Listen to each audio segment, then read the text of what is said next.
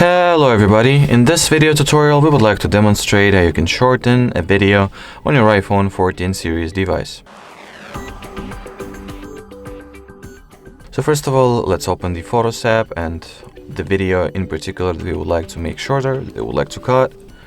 Next, tap on this little edit option at the top right corner. Then just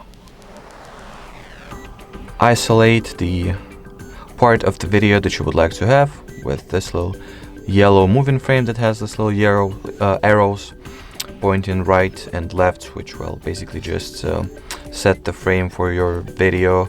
Set the frame, the parts of video inside which will not be cut, so anything outside of those frames will be removed, will be erased. And simply, as I mentioned, choose the part that you would like to leave. And then this little part, everything that is outside the yellow frame will be shortened. Cut it out, edit it out. So tap on done, choose to save it as new clip or replace the original video. And that will be it. So thank you so much for watching and bye bye.